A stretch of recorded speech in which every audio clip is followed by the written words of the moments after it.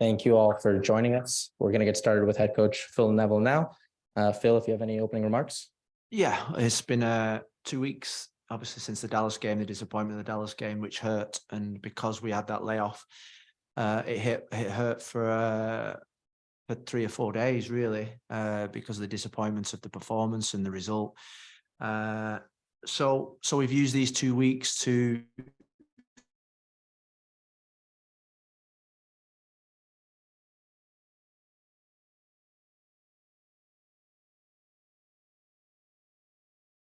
go, and the players have been really good. Their attitudes have been phenomenal, and I expected nothing less. The integration of the 2 new players. Obviously, we've got Dixon here. We've not got Kamal here yet, so we're not sure whether both will be available for the weekend. So we're just going to wait for the clearances, the paperwork, the international clearances from both players. And we hope to have them available for weekend. But at this moment in time, I think it's a major doubt that they will. But I'd say that the other players have been focused and they've worked really hard. We've got, I think, Marsman out with a foot injury for a couple of weeks. So CJ De Santos comes in, who's been sensational, I think, from day one of preseason. I think he's going to be a top keeper. So I'm not concerned about that, but we do need Nick back. Robbie Robinson is still out for a period of time, I think. Ian Frey's back in full training. Noah Allen's back in full training.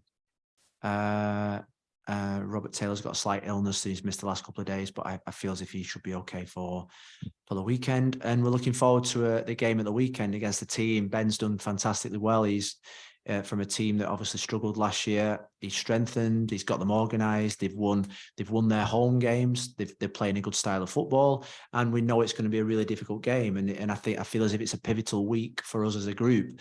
3 away games, 2 different competitions, and we need to pick up maximum points in those games. And we've been here before. We've been here before last season. I've been here before for the previous 2 seasons when we've lost games, consecutive games like this, and we know exactly how to get out of it. And I'm 100% sure, convinced that with the group of players that we've got, that we will perform, we will get the results that we need, and we will be where we are at the end of the season, just where we want to be. So apart from that, I think that was quite good. We'll get started with questions real quick. I'm hungry, so I tried to wrap it all up in one, really. Michelle, if you want to get started in the front. Wrong way, Michelle. Oh. I mean, it's not March Madness anymore, we don't have the. It's been 2 weeks. I have a couple questions. 4 if you don't questions. Go on. mind. Okay.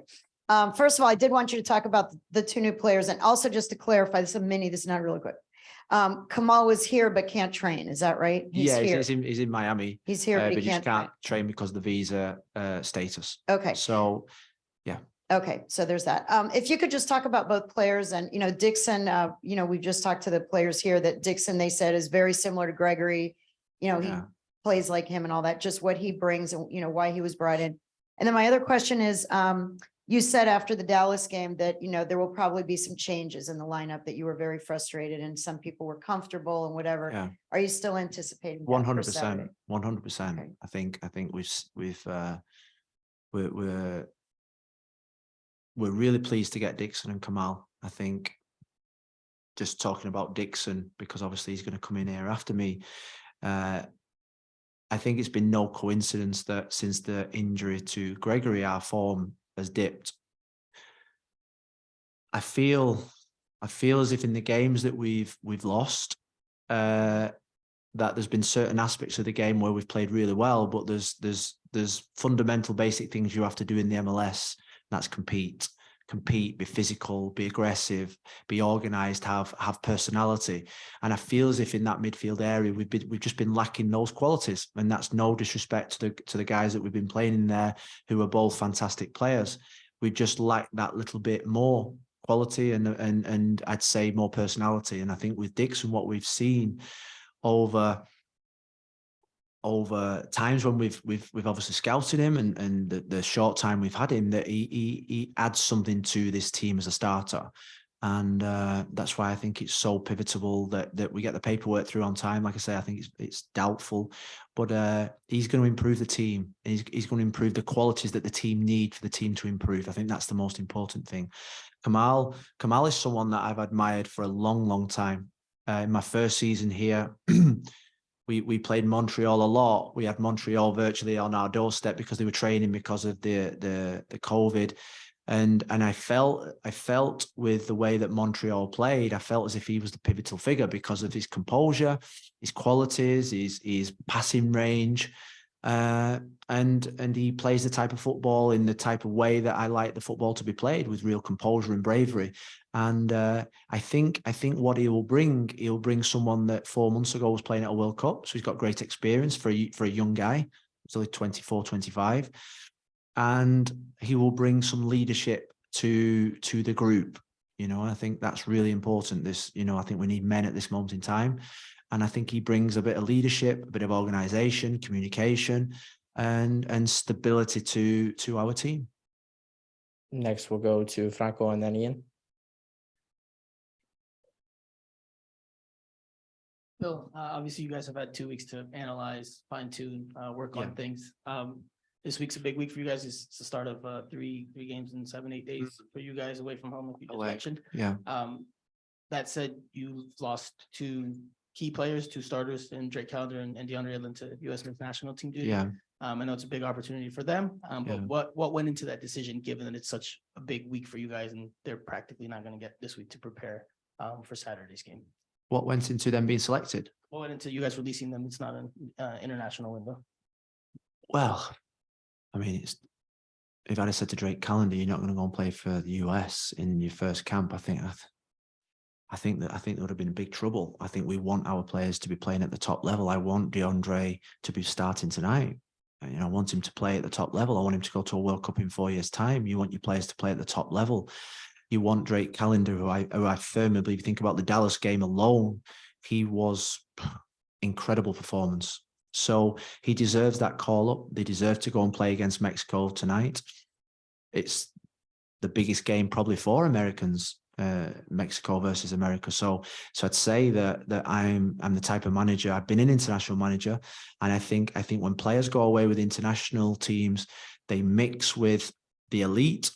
They perform at the elite, they play against the elite, they're in an environment that's elite, they come back and hopefully they'll spread that eliteness to our group and their experience. You think about Drake coming back on Thursday morning, he's going to come back walking through that building even bigger than what he was against Dallas. So I hope that he's gone away, he's learned from the other goalkeepers, the goalkeeping coaches, playing with the best defenders in the USA team, and he comes back and he's an even better player. And it's like DeAndre. I think DeAndre missed the camp in February.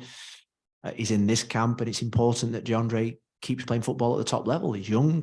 He's our captain now while Gregory's out, and I want my players playing at the top level. And because we've got no game, it was a no-brainer. Next, we'll go to Ian, and then we'll conclude with Jose on the Zoom. Thanks, Michael. Phil, the last time we talked, you had mentioned to me that Bryce was someone that you had considered was someone to invest in and build around. Just curious what changed in this past 2 weeks, and also that you bring in a record amount of money that probably will have to be used sooner rather than later. What are your plans in that short time frame? Yeah, well, I think when we talked about the investment, I don't think you could invest. We invested $100,000, sorry. I don't spend pounds anymore. we spent $100,000 on an untried boy that was playing USL, some games for LAFC, and we turned him into a multi-million-dollar player in the space of 12 months. That we are incredibly proud of. The decision to trade him and Ari, because you can think about the fee we paid for Ari, and then obviously the fee that he went for with Bryce, is that it was an incredibly hard decision for me and Chris and the club to make. Why? Because we had an incredible connection, and Bryce was like my little boy. When the first day he arrived in Florida, he came to my house for tea with Harvey, and I knew he was a young boy away from his family. I wanted to make sure that he saw me as a father figure. Ari was an incredible professional, but sometimes you get offers that can change your season. And we felt that the offer that Montreal was making, plus the fact that we wanted Kamal, plus the fact that it gives us incredible flexibility now to go and get more, another player or two players to add to our strength. I think it was too good an offer to turn down. And I think, being totally honest, we saw Bryce as part of this club's future as a developing young player, but the offer was too great to turn down. Plus, we thought about, this club, if you think about over the last 3 to 4 years or since its existence, we've always invested in DP10s. And that's not going to change come the summer. So there's always going to be a roadblock in the way for somebody that wants to play 10 and develop in a 10. So that was part of our reason. It was we thank both boys. Both boys were sensational for me personally and for the group. They fit into the culture. They worked every single day hard. We wish them all the best at Montreal, apart from when they play against us. They are our boys. And I'd say the same for when Damien Lowe left, that, that you become attached to these players. I still every time I still speak to Christian McCoon probably 3 times a month. Why? Because he was one of our boys. We got him young and we developed him. We sold him. That's football. That's the MLS. And we had to make a big decision, but the decision was made to improve the squad and to help keeping us going forward. And, the window closes soon and another one opens in July. And we hope to continue strengthening the team, whether it's in this window or the one in July. Last question, we'll go to the Zoom. Jose. Molly's back. Rotation, is it? Hey, thank you. Phil, I want to ask you a little bit about, the last few weeks and leading up to, a very important week for you. Can you take us through your relationship with the ownership in tough times? We know how it is when team is winning, when team is having a good run.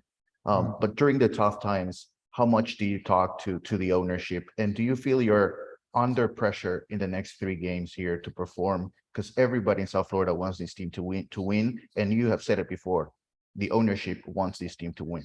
Yeah, we have to win. We have to win. I'm under no illusions about the